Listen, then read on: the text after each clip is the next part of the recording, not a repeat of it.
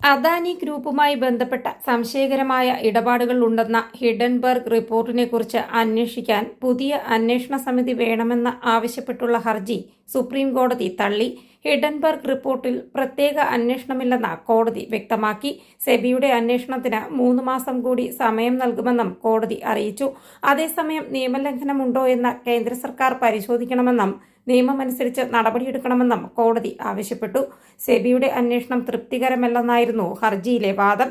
സെബിയുടെ അധികാരത്തിൽ ഇടപെടാൻ പരിമിതിയുണ്ടെന്ന് വ്യക്തമാക്കിയ കോടതി 22 വിഷയങ്ങളിൽ 20 എണ്ണത്തിലും സെബി അന്വേഷണം പൂർത്തിയാക്കിയെന്നും സോളിസിറ്റർ ജനറലിന്റെ ഉറപ്പ് കണക്കിലെടുത്ത് മറ്റ് 2 കേസുകളുടെ അന്വേഷണം 3 മാസത്തിനുള്ളിൽ പൂർത്തിയാക്കാൻ സെബിയോട് നിർദ്ദേശിക്കുന്നുവെന്നും അറിയിച്ചു.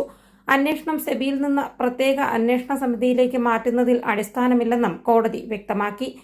വിഷയം പരിശോധിക്കുന്ന വിദഗ്ധ സമിതിയിലും സെബി അന്വേഷണത്തിലും അവിശ്വാസം അറിയിച്ച അനാമിക ജയ്സ്വാൾ നൽകിയ പൊതു താൽപര്യ ഹർജിയിലാണ് ചീഫ് ജസ്റ്റിസ് DY ചന്ദ്രചൂഡ് അധ്യക്ഷനായ ബെഞ്ച് വാദം കേട്ടത്.